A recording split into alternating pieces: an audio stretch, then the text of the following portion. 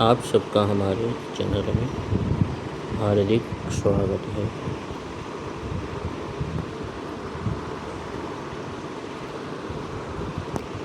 समस्या के बारे में सोचना समस्या से पलायन है, क्योंकि सोचना समस्या है और एकमात्र समस्या। समस्या के बारे में सोचना मन का दो हिस्सों में बँट जाना है। वैसे भी मन का यह स्वभाव है, फिर समस्या को लेकर वह तो करेला कड़वा, ऊपर से नीम चढ़ा जैसी बात है। असली समस्या वही है, बाहर तो कर्म है, बाहर समस्या है ही नहीं, समस्या भीतर है। महर्षि का कथन है, पहले मैं कौन हूँ इसका पता लगा लो, बाद में सभी समस्याओं को सुलझा लोगे। मैं कौन हूँ इसका पता बौद्धिक रूप से नहीं लगेगा, इसके लिए हृदय से, केंद्र से जुड़ना होगा। इसकी आवश्यकता इसलिए है क्योंकि हम परिधि पर हैं। यह सब अंतःकरण के रूप में, अंतःकरण के माध्यम से होता है। हमारा अंतःकरण से तादात्म्य नहीं है। हम स्व में स्थित है तब तो कोई बात ही नहीं है, लेकिन अभी अंतःकरण से तादात्म्य है। इसलिए इस आध्यात्मिक मनोविज्ञान को समझना बहुत जरूरी हो जाता है।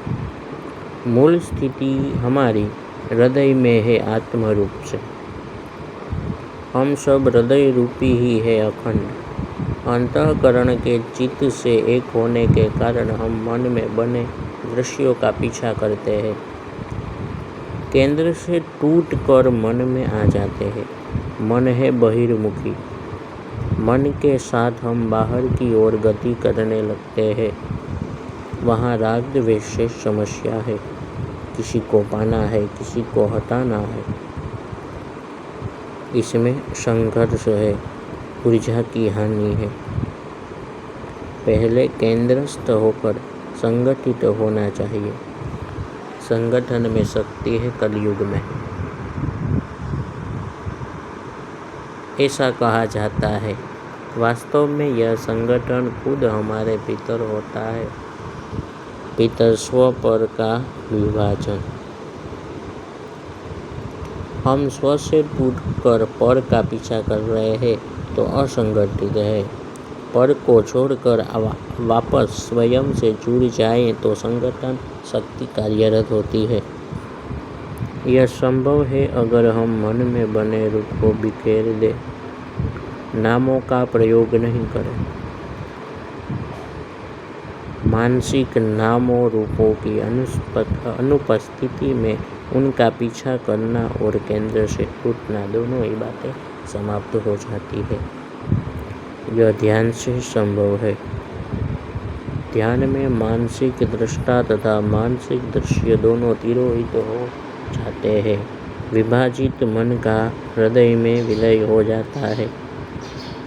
एक खास बात जो अत्यंत महत्व की है वह यही कि हम जिसे बाहरी मानते हैं वह वस्तुतः मानसिक है।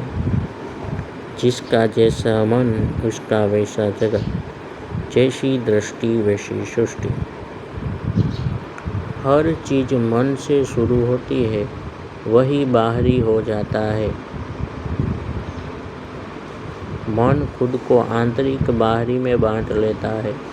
हम जिसे बाहरी मानते हैं वह आंतरिक है, मानसिक है, बाहरी है ही नहीं। मन जैसा विश्वास करता है वैसा ही हो जाता है। क्या यह शक्ति कम है? इसलिए बाहरी से शुरू न करके आंतरिक से शुरू करना चाहिए कि किस प्रकार मन आंतरिक बाहरी में बंटा हुआ है और बाहरी का पीछा कर रहा है। तादात्म्य होने से हम केंद्र से टूटकर परिधि की ओर जाते हैं।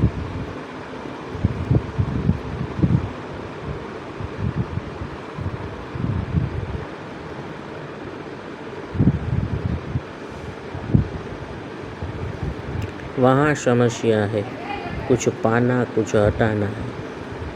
एक विचार करने वाला है, दूसरा विचार किया जाने वाला है। यह मानसिक विभाजन भीतरी समस्या है और एकमात्र समस्या है।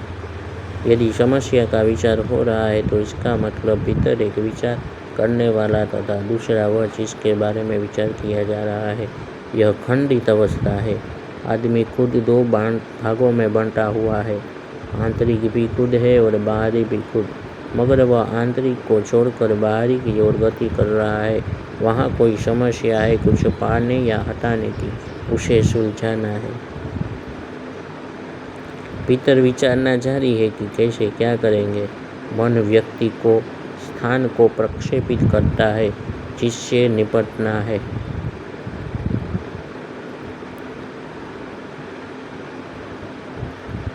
वे ही राग द्वेष पसंद नापसंद की बातें।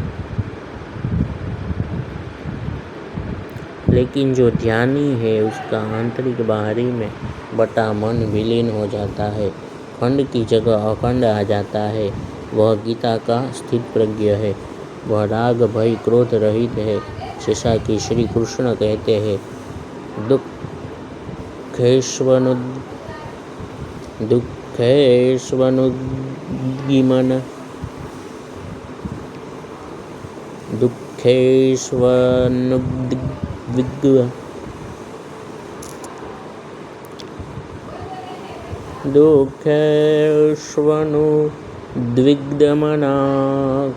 सुखेषु विगतस्पृहा वीतरागभयक्रोधः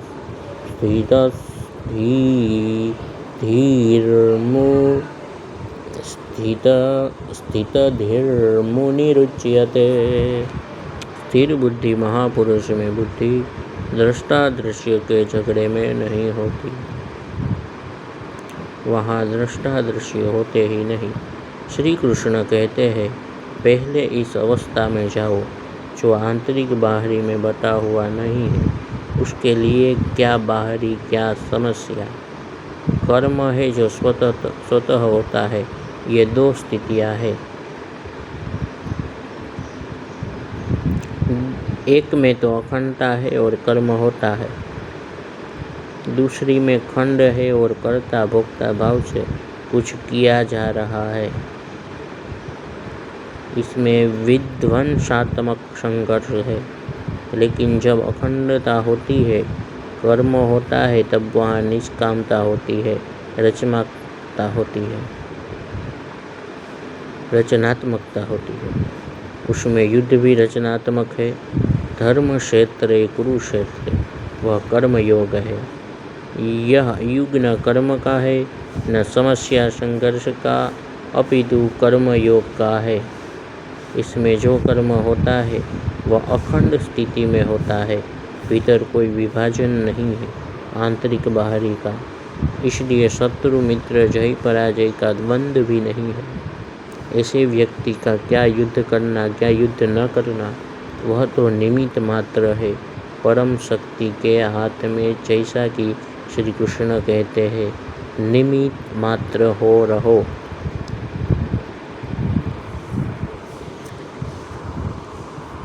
महर्षि कहते हैं, उच्चतर शक्ति सब कर रही है, तुम कर्ता भाव मत रखो, कर्म मत करो, कर्म होने दो जो हो ही रहा है।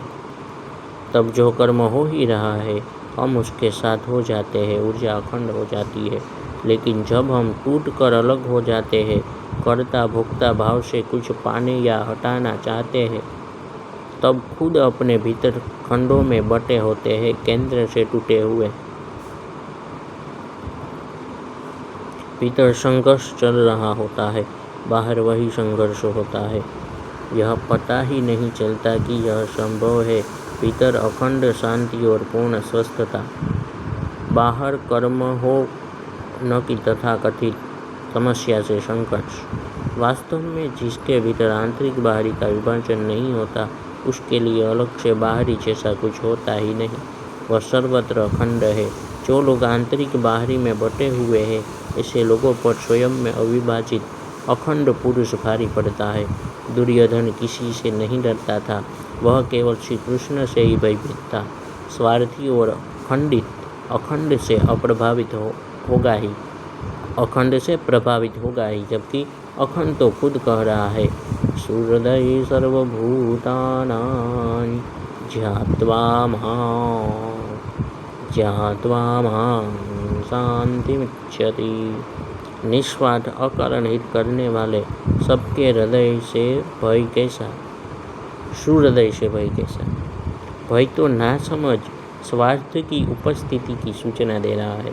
निस्वार्थ अखंड हो जाता है, अखंड सोचता नहीं, वहाँ सब समझ में आता है स्वतः। सोचने में तो भेद है, सोचने वाला और सोचे जाने वाले का। यह आंतरिक संघर्ष ही समस्या है। आदमी स्वयं से पलायन करता रहता है बजाय स्वयं में दृढ़ता से स्थित होने के। ठीक कहा है, thinking about the problem is escape from the problem, for thinking is the problem and the only problem. मैं होगा, दूसरा होगा, तभी तो सोचना विचार चलेगा। जो भीतर आंतरिक बाहरी में बटा है वही सोचेगा दुनिया भर की बातें। जो अखंड है वह क्यों सोचेगा? उसका तो होना ही काफ़ी है, जैसे श्री कृष्ण का होना ही काफ़ी था।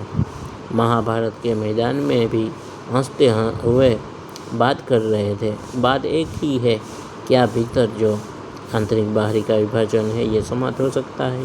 स्वयं में समाहित होकर पहले यह जरूरी है, क्या भीतर जो आंतरिक बाहरी का विभाजन है यह समाप्त हो सकता है स्वयं में समाहित होकर?